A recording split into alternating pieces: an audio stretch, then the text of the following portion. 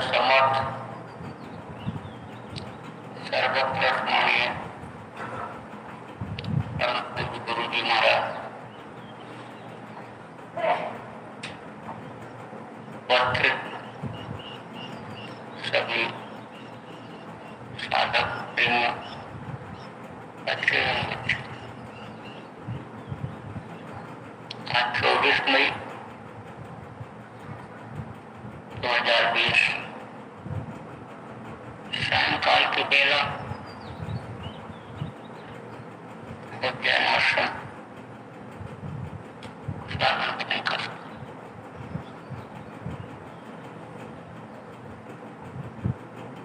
जब उस मालिक की दया कृपा होने को होता है तब ये मनुष्य शरीर लेता है। कौन सा मालिक? किसी ने कुल मालिक कहा, किसी ने सबका सृजनहार कहा, किसी ने त्रिलोकीनाथ का भी पिता कहा, किसी ने साहिब कहा, किसी ने अकाल पुरुष कहा। जो काल के इस देश में जन्म नहीं लेता, माँ के पेट में नहीं आता, दुख के संसार में इस भवसागर में गोता नहीं लगाता, उसको उन्होंने अकाल पुरुष कहा। उन्होंने सब पुरुष कहा। पूरे फकीर हुए, उन्होंने अब बताया उनका नाम। तो उन्होंने इस मनुष्य शरीर को तैयार कराया, क्योंकि जीवात्मा सबके अंदर उन्हीं की है। और जब उनको अपनी जीवात्मा को अपने पास बुलाना होता है तब ये मनुष्य शरीर का निर्माण कराते हैं।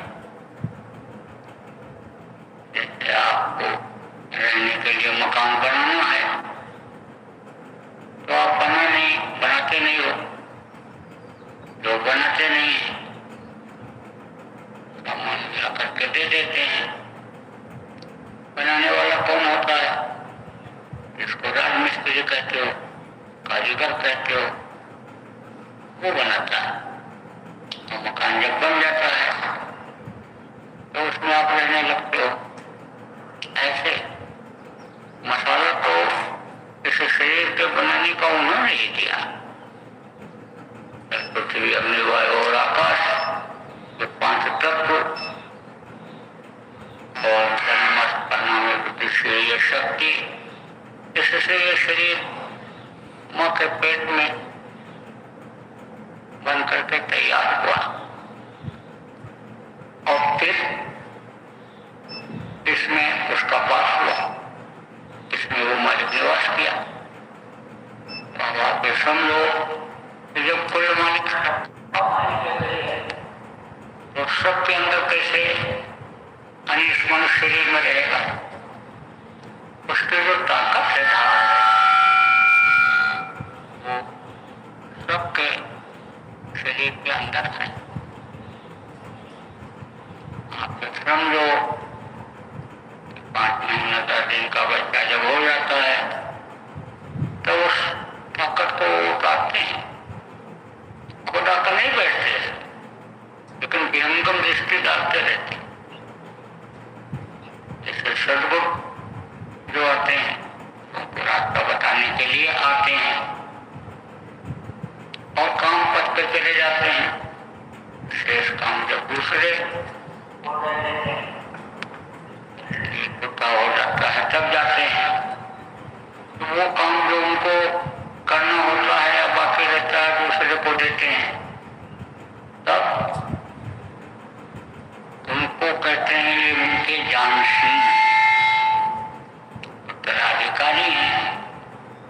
तो कहते हैं कि सदगुरु जो पूरे होते हैं अपनी जानशीन में समा जाते हैं। समाने का मतलब ये नहीं है कि अंदर आकर के अनि बैठ जाते हैं।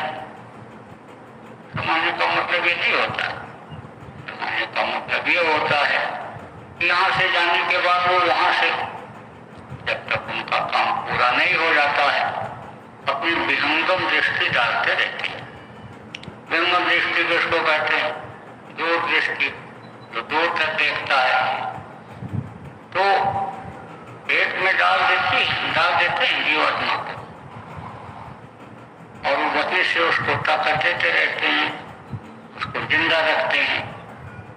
जैसे आप अपने बच्चे को भेजो, तुम चले जाओ, वो पेड़ के पास वो बैठे हैं और उनको यह सामान दिया, बच्चा तो मैंने समझ लो क्या बोध है, इसके अंदर अभी ना ज्ञान नहीं है, ताकत नहीं है, वो तो डरेगा।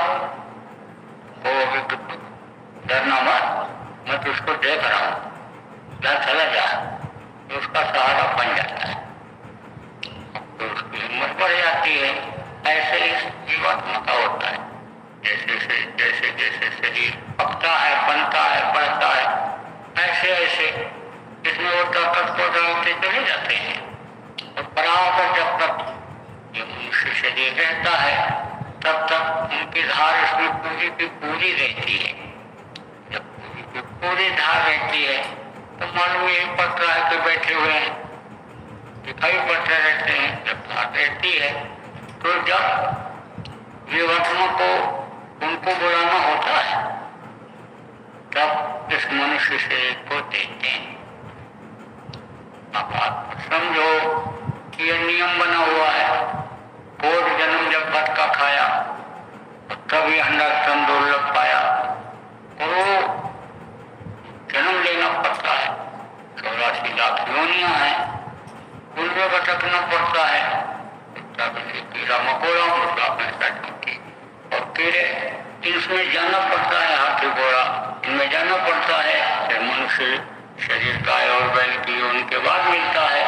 अब मान लो किसी के ऊपर दया हो गई, तो जब दया करने को होता है तो सीधे भी मनुष्य ही दे देते। संतों में मालिक की पूरी पावर होती है, सदगुरु में पूरी पावर होती है।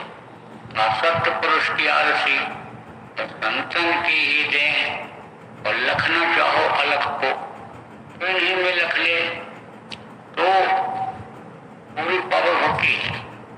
अब ये भी कहा गया संत का दर्शन, सदगुरु का दर्शन रोज करना चाहिए। रोज ना हो तो दूसरे दिन तीसरे दिन करो, नहीं तो सप्ताह में एक बार करो, 15 दिन में एक बार करो, महीने में एक बार करो, 3 महीने में एक बार करो, 6 महीने में करो, उन्हें तो साल में एक बार जरूर होता है। आप बरस कभी सामने का बरस बिना में दरस न कीना, आपको लागे दोष, और कहा कभी आपको कभी ना हो। तो यह भी छूट दे दिया, क्योंकि पहले के समय में पैदल यात्रा रहती थी। समझ लो कि ट्रेन बस का साधन इतना हवाई जहाज का था ही नहीं, पैदल चल करके 2 महीना फिर वहाँ पहुँचते थे जहाँ संत सदगुरु रहा करते थे। तो यह भी छोड़ दे दिया कि कोई दर्शन करके आ गया, उसका दर्शन कर लो तो उसका लाभ मिल जाएगा। वो आपको दृष्टांत में सुनाया गया था। महात्मा जी का दर्शन करके राजा गया और वहाँ मंदिर के पुल पर कौवा बैठे हुए थे और उनका दर्शन किया। कौवा से हंस हो गया और दोबारा जब बैठ करके गए, दोबारा जब दर्शन करके गए और फिर दर्शन किया इनका, तो हंस से आदमी बन गया। ऐसे बहुत बड़ी महिमा है। लेकिन सवाल यह है कि वो ताकत होनी चाहिए, इजहार होना चाहिए। इजहार अगर उस ताकत का शरीर में रहेगा तब तो असर पड़ेगा, या वो दया कर देंगे। यह भी कहा गया कि कोई गाय का, बकरी का, भैंस का दूध पी लेते हैं, दया हो जाती है तो मनुष्य शरीर मिल जाता है। तो कहने का मतलब है कि जब दया हो जाती है तब ये मनुष्य शरीर मिलता है। जब जीवों को बुलाना होता है उनको, कबो कृपा का नर्तन दे ही हेर से नहीं, तब ये मनुष्य शरीर मिलता है। और जब ये बन करके तैयार हो जाता है तो वो इसमें विराजमान हो जाता है। तो समझ लो कि कहा गया कि आत्मा भी इसी मानव मंदिर में है और परमात्मा भी इसी मानव मंदिर में है, और परमात्मा के देखने का रास्ता भी इसी मानव मंदिर में है। इसीलिए तो इसको नर नारायणी शरीर कहा गया। देवी और देवता भी इसी में दिखाई पड़ते हैं, स्वर्ग वैकुंठ भी दिखाई पड़ता है, ब्रह्मपाल ब्रह्म लोग भी इसी में दिखाई पड़ते हैं। पांचों नौबत बाजी थी, और 3600 राग या मंदिर खाली पड़ा बैठन लागे काग। यानी कहा गया कि पांचों नौबत इसी में बजता है, इसी में 3600 राग होती है, तो वो भी इसी में सुनाई पड़ता है। इसीलिए नर और नारायणी शरीर इसको कहा गया। और नर नारायणी का मतलब क्या होता है? देखो, नर किसको कहा गया? काल पुरुष को नर कहा गया। नारायणी किसको कहा गया? वो प्रकृति, यानी वो समझो कि पुरुष और प्रकृति की व्याख्या हुई है। और अब समझो कि प्रकृति इनको किसको कहा गया? नरी नारायणी, यानी समझो माया जिनको कहा गया, आद्या महाशक्ति जिनको कहा गया। तो यानी समझो कि ये इनके जो होते हैं अंश होते हैं, दोनों में होते हैं। किसमें? जैसे ये पुरुष है और ये स्त्री हैं।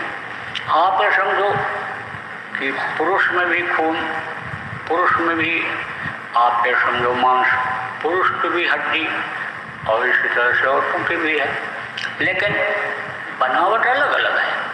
कुछ सिस्टम ऐसे हैं जो पुरुष में हैं और स्त्री में नहीं है, और स्त्री में है जो पुरुष में नहीं है।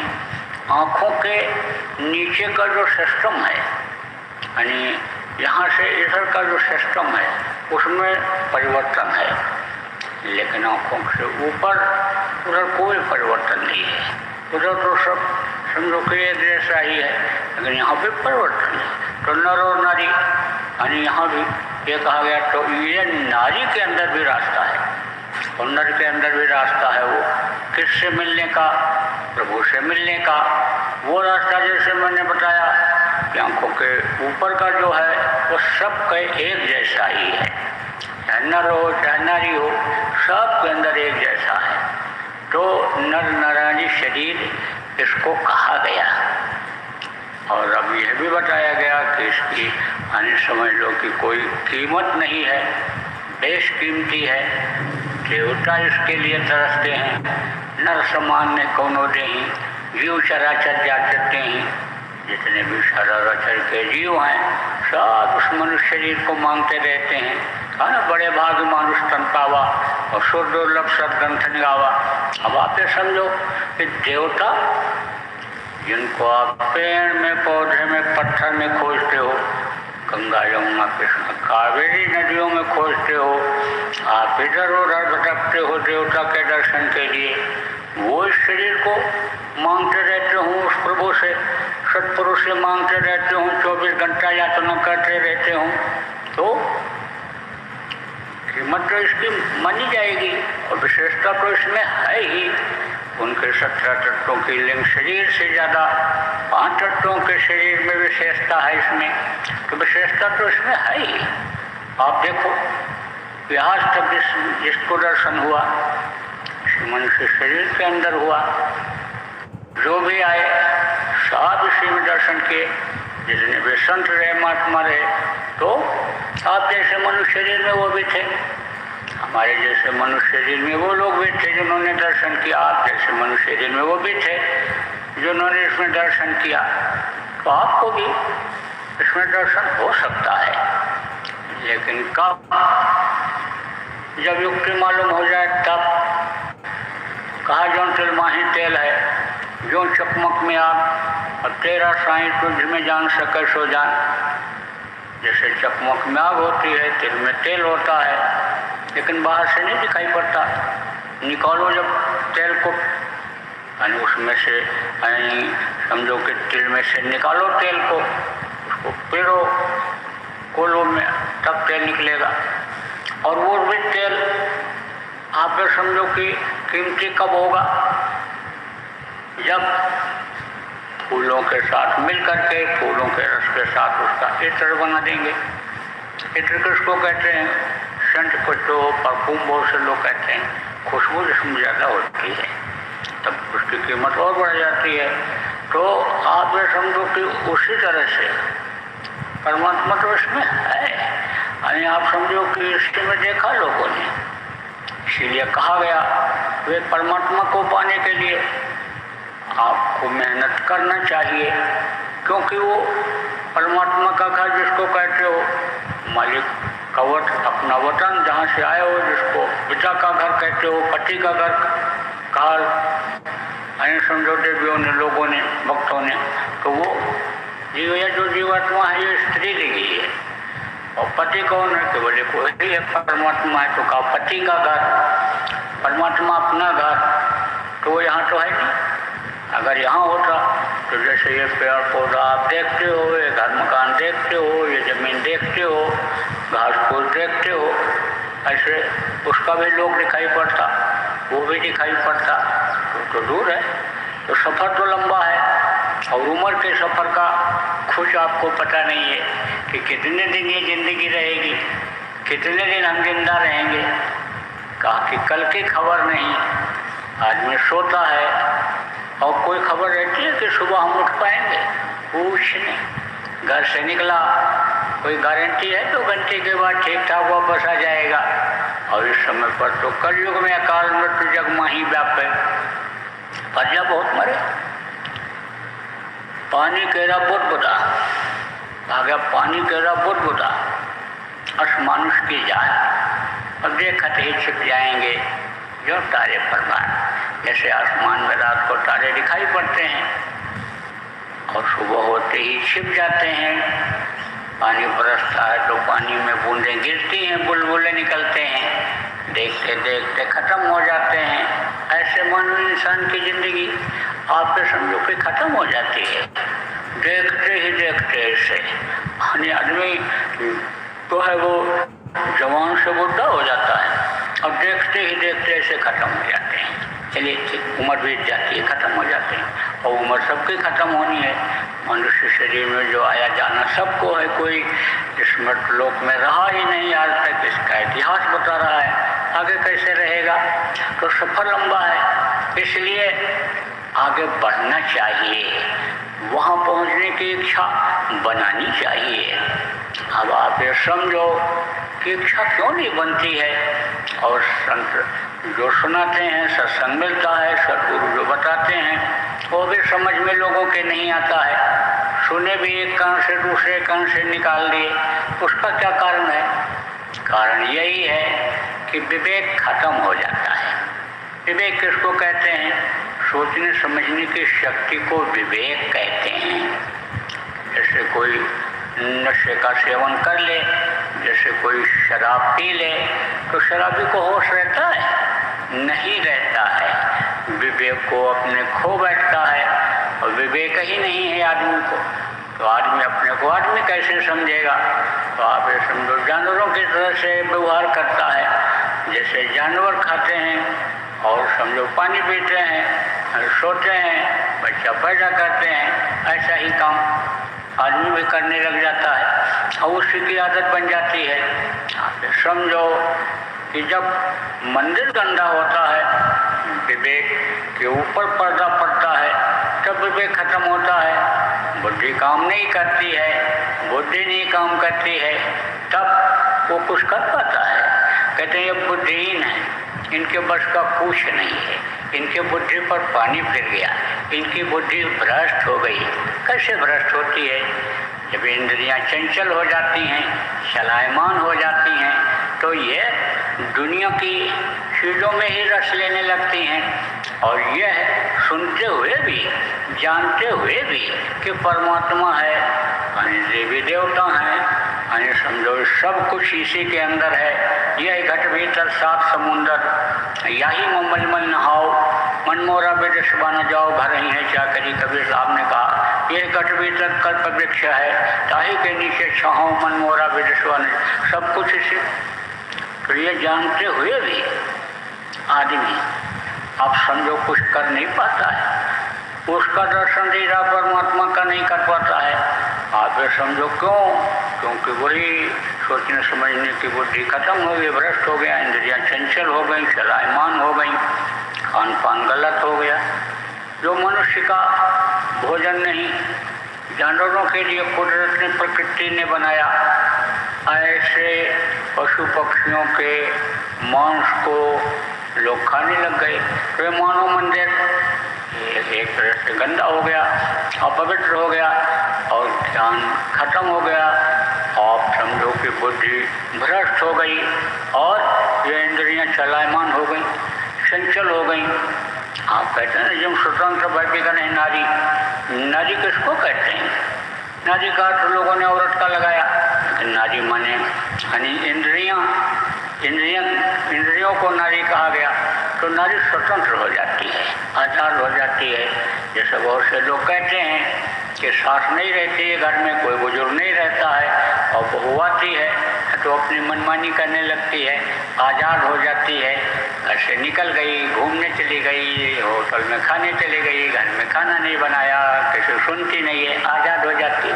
ऐसे ये इंद्रियों पर से अंकुश खत्म हो जाता है, ये चलायमान हो जाती हैं, ये इंद्रियां आज़ाद हो जाती हैं। और जब ये आज़ाद हो जाती हैं तब आप समझो कि सोचने समझने की शक्ति आदमी की खत्म हो जाती, विवेक जगता नहीं। बहुत समझाया जाए, बहुत बताया जाए, लेकिन विवेक ही न जगे, सोच ही न पावे आदमी, तो वो क्या कर पाएगा?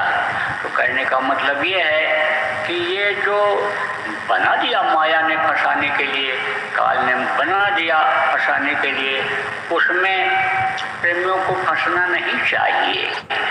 आप ये समझो कि ये इंद्रियों का दमन करने के बजाय ये उभारती हैं। ये जो शक्ति अंदर माया की लगी रहती है, मन की डोर जो उसके हाथ में रहती है, यह मन उभार देता है। कौन सी इंद्रिय को? दृष्टि इंद्रिय को, श्रवण इंद्रिय को, और मुख इंद्रिय को, मुंह को, कान को, आँख को, ये उभार देते हैं। और ये उसी तरह की आदत डाल देते हैं सुनने की, खाने की और देखने की। अब वही चीज़ जब बढ़ जाती है, सीमा में जब कोई चीज़ रहती है तब तो कंट्रोल रहता है, लेकिन जब सीमा से बाहर हो जाती है तब कंट्रोल खत्म हो जाता है। इसीलिए तो कहते हैं कि 100 के ऊपर गाड़ी न चलाओ। हाँ, इसीलिए कहते हैं रोड पर लिखा रहता है 60 की स्पीड से ज़्यादा मत चलाओ। ऐसी गाड़ी चलाओ कि जो कंट्रोल में रहे, जब चाहो तहाँ ब्रेक लगा दो, ये कहते हैं ना। लेकिन कंट्रोल से बाहर जब ये हो जाता है तब कभी भी कहीं भी दुर्घटना हो सकती है। तो दुर्घटनाएं ज़्यादा हो रही। ये जो 5 अन्य समझ लो कि ये भूत उन्होंने तैयार कर दिए, जो मन का साथ देने लग गए, मन को खुराक देने लग गए, काम, क्रोध, लोभ, मोह और अहंकार, ये यानी समझो आदमी के ऊपर भारी पड़ रहे हैं। आप ये देखो, काम वासना की तृप्ति आदमी की जल्दी होती ही नहीं है। आप ये समझो कि जैसे समुद्र की लहर होती है, ऐसे इसकी लहर होती रहती है। समुद्र में देखो, आप देखते रहो तो कोई था मिलता है कहाँ तक समुद्र है, कहाँ तक ये लहर जा रही है। ऐसे ये मन की लहर काम की, ये बढ़ती चली जाती है। खाना काम काम सब कोई का है, और काम न जाने को, और जैसी मन की कल्पना काम कहावश हो। जब मन कामी हो जाता है तब जहाँ तक इच्छा करता है, यानी वहाँ तक यानी समझो कि काम वासना का बदबू रहता है, अंश रहता है, और उसी तरह की इच्छा बन जाती है। तो कहते हैं ना कि कामी को कोई पहचान नहीं रहती है, समझा। तो कहा गया कि भाई काम और ये जो क्रोध है, इन सब पर कंट्रोल कैसे होगा? आखिर कोई चीज़ बनाया गया तो उसका निदान भी बनाया गया होगा। आप समझो कि जैसे आग बनी तो आग बुझाने के लिए भी पानी की व्यवस्था बनाई गई कि एक दूसरे को मतलब ये है कि नुकसान न पहुंचने दें, लेकिन जानकारी तो होनी चाहिए, तभी तो आग बुझेगी। आग बनाई गई है, आग लग गया, आप समझो पानी डाल करके बुझाने की जानकारी नहीं है तो कैसे बुझेगा। इसलिए जानकारी भी होनी चाहिए। तो देखो ये जितनी भी चीज़ें हैं ये जो बनाई गई हैं वो मनुष्य के लिए ही बनाई गई हैं, लेकिन अन्य समझो कि जरूरत भर का और जानकारी के अनुसार प्रयोग करने के लिए बनाई गई है। तो आप इस बात को समझो। जैसे आग है, अब आग के करीब आप जाओ, जानकारी है कि भाई आग के करीब चलोगे, ठंडी के महीने में ठंडी लगी है तो ठंडी निकल जाएगी, जब आग गर्मी मिलेगी तब। और रोटी को आग के ऊपर पका करके खा लो। आप इस बात की जब जानकारी है तो रोटी को पका लोगे, रोटी बनाना जानते हो तो सेंक लोगे। और नहीं वही आग तेज हो गई, लकड़ी थोड़ा सा और बढ़ा दिया, जलने लग गई, गैस और थोड़ा ज़्यादा खोल दिया तो रोटी जल जाएगी। ऐसे ही ये जितने भी काम क्रोध हैं इनको सीमा में रखना चाहिए। इसकी जानकारी होनी चाहिए कि भाई ये फंसने के लिए नहीं बनाया गया, ये सृष्टि के उत्पत्ति के लिए बनाया गया, दुष्टों को समझाने के लिए फटकार लगा करके और दुष्टता को रोकने के लिए क्रोध बनाया गया। यही जब ज़्यादा हो जाता है तब वही परमात्मा के रास्ते में बाधक बन जाता है। तो कहा गया काम की वासना जब बढ़े तो शील अपनाना चाहिए, क्रोध बढ़े तो क्षमा करना चाहिए। क्रोध कब बढ़ता है? जब मन के खिलाफ कोई काम होता है तो उस समय पर क्षमा भाव रखना चाहिए। भाई अन्य समझो कि इससे अगर कोई गलती बन गई तो हम सजा न दें, और नहीं तो सजा देने लग जाएंगे तो फिर बात बढ़ जाएगी, विनाश का कारण बन जाएगा। तो काम क्रोध लोभ जब आवे तो संतोष करना चाहिए। लालच कहते हैं पतन का अन्य समझो कि घर होता है, पतन की सीढ़ी होती है लालच। तो लालच जब आवे तो संतोष का लेना चाहिए। का गोधन गज धन बाज धन और रतन धन खान, और जब आवे संतोष धन सब धन धूल समान। कहते हैं आँख बंद कर लो तो दुनिया में क्या है, ऊनो आँख कटो को नहीं। जब आदमी सोच लेता है कि लालच किस बात के लिए करें, वो चीज़ लेकर के हमको जाना ही नहीं है, सारी चीज़ें यहीं छूट जानी हैं, तो हम लालच करके दूसरे का धन क्यों लें, झूठ बोल कर क्यों लें, धोखा देकर क्यों लें, हम इसको रख कर क्यों करें। ये जानकर खतरा बन जाएगा, कोई मार कर ले जाएगा, मार कर ले जाएगा, लूट कर ले जाएगा। अगर हम जिस तरह से लाएंगे उसी तरह से वो भी ले जाएगा। तो लालच खत्म हो जाएगी जब संतोष आ जाएगा। तो आपने समझो काम क्रोध लोभ मोह आप समझो टूटना ही करना चाहिए कि जिस जन्म में अन्य आदमी फंसे नहीं, हमने तो मोह से कर व्याधीन कर मोला। अहंकार भी परमात्मा का करना चाहिए, सेवा का करना चाहिए, अपने अंदर रखना चाहिए। प्रकट करने वाली चीज़ नहीं होती है कहने वाली चीज़। तो कहने का मतलब यह है कि इन चीज़ों की जानकारी कब होती है कि जब सदगुरु के शरण में जाते हैं, जब उनके सत्संग को सुनते हैं, और सत्संग जब उनको मिलता है, मन के ऊपर चोट पड़ता है, और ये जो विवेक शून्य हो रहा है, विवेक में कमी आ रही है, वो विवेक जब जगता है तब आदमी उस पर सोचता है, विचार करता है, चिंतन करता है और फिर इस पर कंट्रोल करता है। अब ये भी आपको बता दें कि काम क्रोध लोभ मोह और अहंकार पर आपने कंट्रोल कर लिया तो भी इससे बात बनने वाली नहीं है। आप समझो कि स्थिरता तो शरीर में आएगी, सोच तो बदलेगी, दुनिया की तरफ से ध्यान तो हटेगा, मालिक की याद तो आएगी, लेकिन आप ये समझो ये कभी भी उभर जाएगा, बीज इसका खत्म नहीं होगा। और जब ये बीज ही खत्म होने की हालत में हो जाएगा, बिल्कुल जैसे कोई बुढ़ा उठ बैठ नहीं पाता है, जब ऐसा हो जाएगा, जैसे अपंग चल फिर नहीं पाता है, जब ऐसा हो जाएगा तब आपकी विजय होगी। तो ये काम है कठिन। ये दान पुण्य करने से या आपके समझ लो कि तीर्थ व्रत करने से या कथा भागवत सुनने से या देवताओं के खुश करने से ये काम नहीं हो सकता है। स्वर्ग वैकुंठ की कामना रखने वाले और स्वर्ग वैकुंठ की इच्छा रखने वाले से इनका दमन नहीं होता है। आप देखो उपदेश लोग बहुत करते हैं, लेकिन हाथी के दांत खाने के और दिखाने के अलग होते हैं। अब तो बहुत से लोगों ने ये सोच लिया कि कहते हैं ना, नारी मुई घर सत्यानाशी और दाढ़ी बढ़ाए भैया सन्यासी। जब घर में खाने को नहीं रह गया, औरत ने छोड़ दिया या मर गई, तब कहते हैं अब चलो सन्यासी हो जाओ, सबसे बढ़िया जीवन यही है। पैसा भी मिलेगा, सम्मान भी मिलेगा, और ये दोनों चीज़ें, सम्मान और पैसा इस समय पर कलयुग में रहेगा तो सारी चीज़ें उपलब्ध हो जाएंगी। तो उनको ये ज़्यादा परेशान करते हैं। काम करो लो मोह, ये जो अहंकार ये ज़्यादा उन पर जोर मारते हैं। देखो जैसे चूड़ी आती है, चूड़ी बुखार जिसको कहते हैं, मलेरिया जिसको कहते हैं, तो जिसके शरीर में ज़्यादा ताकत होती है वो उसका शरीर ज़्यादा हिलने लगता है। अब कमज़ोर शरीर वाले को कमज़ोर हिलता है। ऐसे ही जब ताकत रहती है तो इनका ज़्यादा जोर रहता है, और ताकत जब शरीर की कम हो जाती है, हाथ पैर ढीले पड़ जाते हैं, तो इनका असर कम हो जाता है। इसीलिए कहा जवान जोगी वैद्य रोगी और सूर पीठी घाव, जो भीख मांगे इनको जन पतियाओ। जवान जोगी यानी युवावस्था का योग करने वाला कभी भी भटक सकता है, क्योंकि थोड़ा सा खान पान में दिक्कत हुई, गड़बड़ी हुई, इधर उधर का आ गया, संग दोष आ गया, कर्म पुराने आ गए, चल नहीं पाए उसके योग और साधना से, तो अपने रास्ते से अलग हो जाएगा।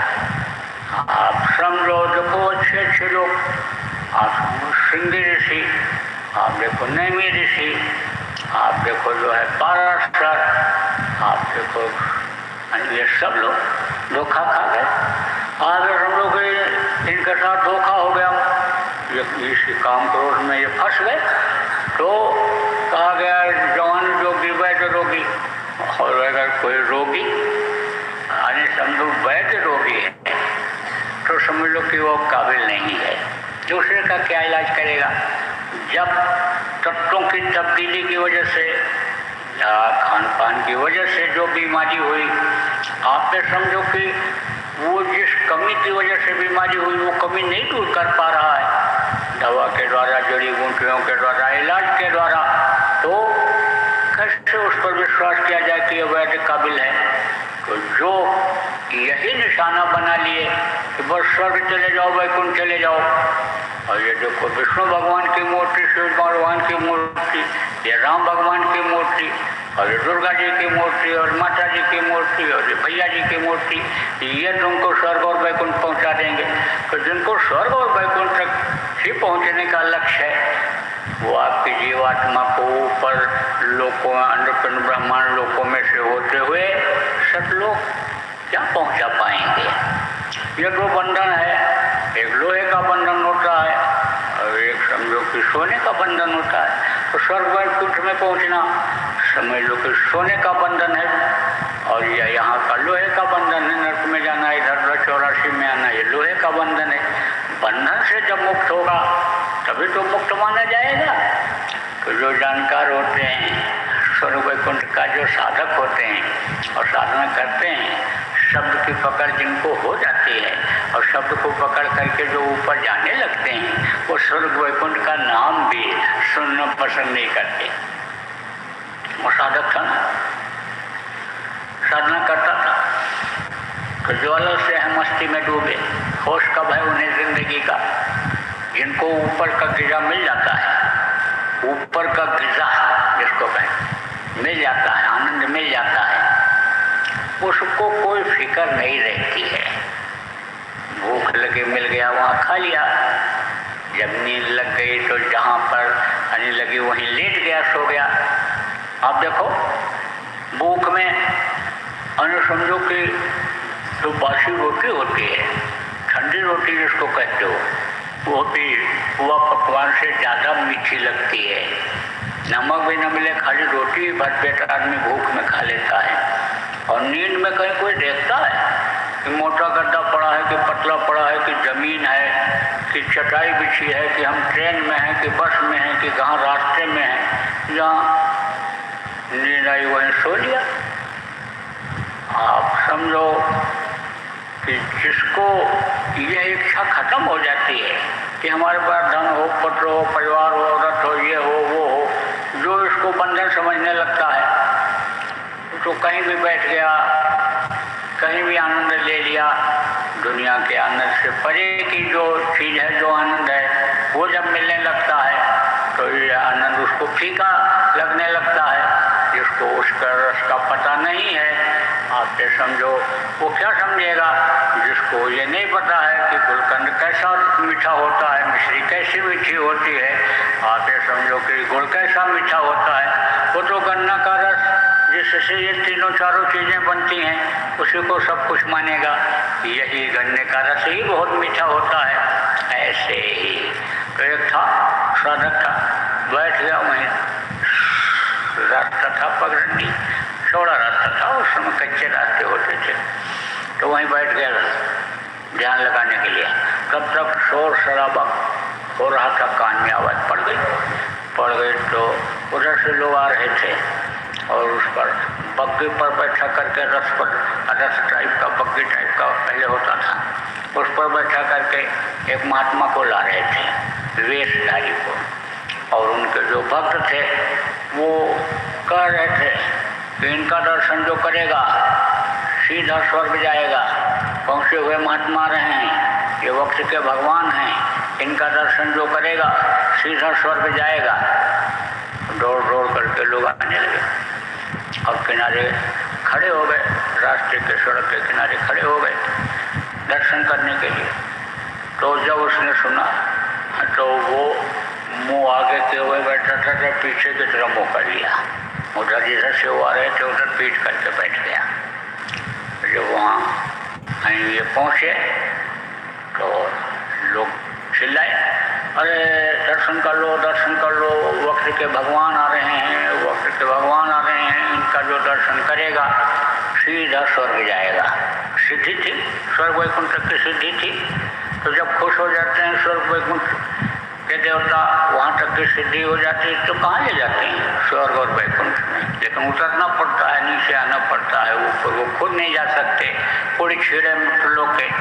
तो पावर तो हो जाती है, जब आत्मा वहाँ पहुँचती है तो वहाँ की ताकत उसमें आ जाती है, पावर हो जाती है।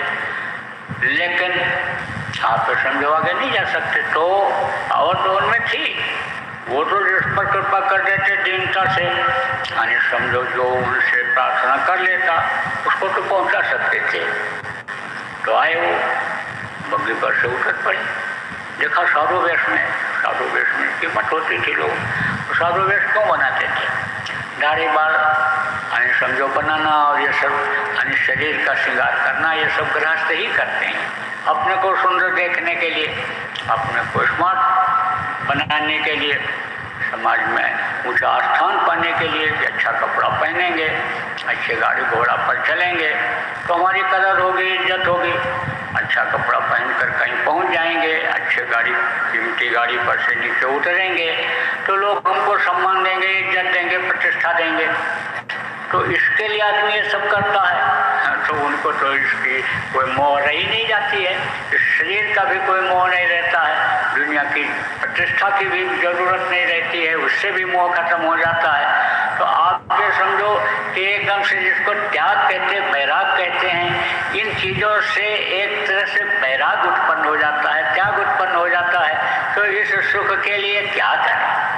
अब आप ये समझो कि दाढ़ी बालों से सब ऐसे ही पढ़ ही जाता था, पढ़ाते नहीं थे, ध्यान में आप लोग को लगाते थे, भजन करते थे, उसी में यानी समझो कोई शरीर का ध्यान नहीं रहता था। जीवात्मा पहले आप ये समझो कि इस समय में जब योग करते थे शरीर से निकाल लेते थे, जब हजार वर्ष की तपस्या करते थे तो शरीर से निकाल लेते थे, ऊपरी लोकों में जाती थी, घूमती रहती थी, भ्रमण करती रहती थी। और फिर ये शरीर ऐसे कैसा बना रहता, धूल गर्द मिट्टी पड़ती इसके ऊपर और इससे दब जाता था। जब दब जाता था और फिर कभी आने की इच्छा भी हुई इस पोल के अंदर इस मनुष्य स्वरूपी घर में आने की जीवात्मा की इच्छा भी हुई तो अब नाक के सामने मिट्टी जम गई, सांस नहीं ले पा रहे हैं, तो शरीर को चलाने के लिए ज़रूरत होती है, हवा की ज़रूरत होती है, हवा नहीं मिल रहा तो फिर निकल गई। तो कहते हैं ना कि खुदाई में 15 हाथ का मनुष्य शरीर जिंदा है, ऐसे मिला 15 हाथ का, अपने हाथ से 21 हाथ के होते थे सतयुग में लोग, तो कोई 15 हाथ का, 10 हाथ का, 10 फुट का, 12 फुट का, 8 फुट का, यानी ऐसे बैठा हुआ है, ऐसे बैठा हुआ है। तो जब वो उतरे बग्गी पर से तब उनसे कहा इतने लोग दौड़ करके आए मेरे पास और तुम हमको देखे तो पीठ क्यों कर लिए पीछे? बोले तुम्हारा मुंह देखना पाप है। वो जो महात्मा थे साधक जो बैठ गए थे रास्ते में, उन्होंने कहा तुम्हारा मुंह देखना पाप है। तो स्वर्ग और वैकुंठ की बात करता है, स्वर्ग और वैकुंठ हम जाकर क्या करेंगे? हमको तो अपने घर जाना है, वतन जाना है, हमको तो सतलोक जाना है, अलग लोग, अनामी लोग जाना है हमको। हम वहाँ क्यों जाएंगे? तो तेरा मुँह देखना पाप है, तू वहाँ की बात करता है। और रावया थे ना, मुसलमानों में अच्छी फकीर हुई। आप समझो जो ही साधना करे उसी के अंदर रूप प्रकट हो जाता है, वो मलिक का दीदार इसी के अंदर हो जाता है।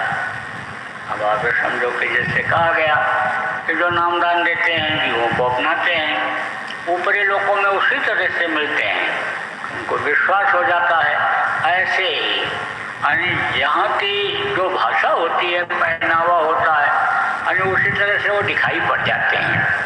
तो रावया फकीर हुई।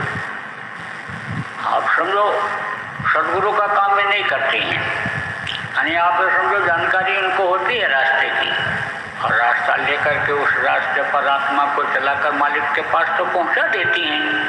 आप समझो कई ऐसे साधक हुई, संत गति को प्राप्त करने वाली हुई, लेकिन इनको काम नहीं सौंपते हैं, वो जीवों के कल्याण का काम ही नहीं करती हैं। साधक थे तो साधक थे तो एक दिन चिल्लाए, कहा या खुदा स्वर्ग को जला दो, जन्नत को जला दो, और दोजख को जला दो, नर्क को जला दो, स्वर्ग को जला दो, इनको देवी को जला दो, इनको देवता को जला दो, इनको फरिश्तों को जला दो, इनको सबको जला दो, राख कर दो, या खुदा। हाँ तो पड़ोसी कहे पागल हो गई। पड़ोसी ने कहा क्या चिल्ला रही है? कोई बोला काफिर हो गई, कोई बोला कि पागल हो गई, कोई बोला खुश हो गई। तब आए लोग, समझदार लोग आए। फिर जब वो समझो थोड़ा शांत हुई तो पूछा क्या तू ऐसा क्यों बोलती है? बोले लोग जन्नत और जो है ये आप समझो कि जो है दोजख और स्वर्ग और वैकुंठ के चक्कर में ही अपने सांसों की पूंजी को खत्म कर दे रहे हैं। लोग इसी में फंसे हुए हैं और समय निकल जाएगा, फिर जल्दी मनुष्य शरीर मिलने वाला नहीं है। तो अन्य समझो कि ये न रहे तो अभी सीधे लोग उसी मालिक को याद करने लग जाएंगे और फिर वहाँ अपना टारगेट बना लेंगे, निशाना बना लेंगे जाने का, और प्रयास जब वहाँ के लिए जाने के लिए करने लग जाएंगे तब वहाँ पहुँच जाएंगे। तो प्रयास भी आदमी करता है, सदगुरु की खोज भी कर लिया और नाम भी जान लिया, नाम की कमाई का तरीका भी सीख लिया, नाम की महिमा भी समझ गया, लेकिन ये फिर उसी तरफ फंस जाते हैं। वही कारण होता है इंद्रियां समझो कंट्रोल नहीं हो पाती हैं और फिर विवेक खत्म हो जाता है, बुद्धि खत्म हो जाती है। तो कहने का मतलब प्रेमियों ये है कि आप लोगों को नामदान मिला, आपको रास्ता मिला, आप अपने सूरत को शब्द के साथ जोड़ो। जब सूरत शब्द के साथ जुड़ेगी तब शब्द इसको खींच करके ले जाएगा, फिर रुकावट रास्ते में नहीं होगी और ये सब एकदम से स्पष्ट हो जाएंगे। शील क्षमा संतोष विरह विवेक आ जाएगा, काम क्रोध लोभ मोह की जगह पर ये चीज़ें आ जाएंगी और फिर उसमें अपना काम बन जाएगा। तो एक साधे सब सद है और सब साधे सब जाए, एक इसी को साधो। आप समझो कि मन को मनाओ और आदेश में गुरु के लगाओ, जो गुरु महाराज ने कहा कि भाई भजन ध्यान रोज करो, तो से रगड़ करे जो कोई अनल प्रगट चंदन से हो, रगड़ते रहोगे तो चंदन से यानी समझो कि आग जैसे निकल आती है, ऐसे ही हो जाएगा। तो बराबर लगने की ज़रूरत है और खान पान को सही रखने की ज़रूरत है, नहीं तो तनिक देर में ये मन मोटा हो जाता है, चंचल हो जाता है, ये उस इंद्रियों की तरफ ले जाता है, उसी भोग में शरीर को लगा देते हो और बस उसी में फंसाव बढ़ता जाता है। धीरे धीरे दुनिया की तरफ ही मन चला जाता है, दुनिया और दुनिया की चीज, पुत्र परिवार पति की तरफ ही मन चला जाता है, उधर से हट जाता है, उसी में समय खत्म हो जाता है। इसलिए चेतो, बुद्धि को लगाओ, विवेक को सही रखो, तभी बात बन पाएगी। और नहीं तो ये मलिन युग है, कलयुग का असर धीरे धीरे देखो बढ़ता जा रहा है। इसीलिए देखो हिंसा हत्या बढ़ती जा रही, लोगों का खान पान बढ़ता चला जा रहा, खराब होता जा रहा है, प्राकृतिक आपदाएं आती जा रही हैं, लोगों की बुद्धि खराब हो रही, लड़ाई झगड़ा का माहौल बन रहा है, विनाश का कारण बनता जा रहा है। अकाल मृत्यु अगर हो गई तो प्रेत योनि में जाना ही जाना पड़ता है, और एक बार प्रेत योनि में जीवात्मा चली गई तो फिर निकल पाना बहुत मुश्किल होता है। जैसे आदमी एक बार आप समझो जेल में चला गया तो उसको छुड़ाने के लिए मेहनत करनी पड़ती है, दौड़ लगाना पड़ता है, बाधाओं पर बाधाएं आती रहती हैं। और अगर मान लो वहाँ पर गया, थाने पर पकड़ कर ले गए, साबित कर ले गए वहाँ पर कि भाई इसने गलती नहीं किया, वहीं से छूट गए तो छुटकारा हो जाता है। और नहीं तो फिर वहाँ प्रमाण लाओ, गवाह लाओ, और फिर मुकदमा कायम हो गया तो जमानत करानी पड़ेगी, लड़ना पड़ेगा, तो प्रोसीजर लंबा हो जाता है। इसलिए लंबा क्यों हो, तो बोलो जय गुरुदेव, जय गुरुदेव, जय गुरुदेव,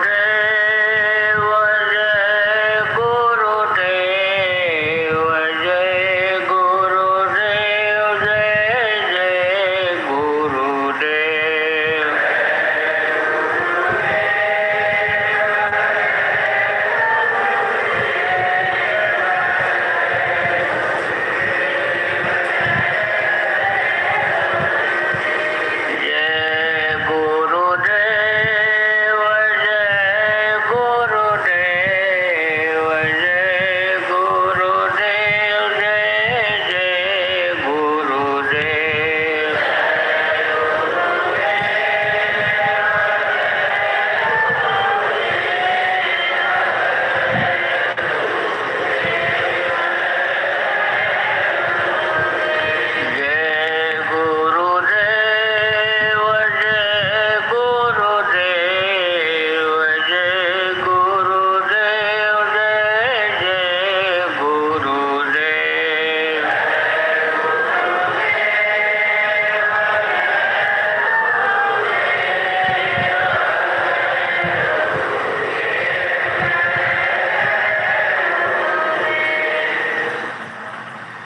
जय गुरुदेव।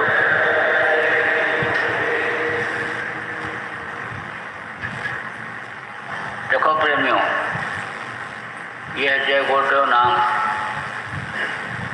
ये गुरु महाराज का जगाया हुआ नाम है, संकल्पित नाम है। जैसे संकल्प कोई बनाता है कि हमारा यह काम पूरा हो जाए, तो पूरा हो जाता है, उसके लिए मेहनत करता है।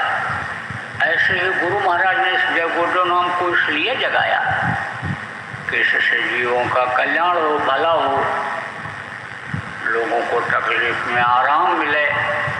इसलिए विश्वास के साथ सब लोग जय गुरुदेव नाम को बोलो और लोगों को बुलवाओ और नाम धुनी के बारे में लोगों को बताओ कि सुबह उठो तब नाम धुनी जय गुरुदेव की बोलो, और दोपहर में भोजन से पहले, शाम को भोजन से पहले, रात को सोने से पहले थोड़ी देर जय गुरुदेव नाम की ध्वनि जब बोलोगे, शाकाहारी सदाचारी नशा मुक्त रह करके, तो ये फायदेमंद होगा, मुसीबत में मददगार होगा।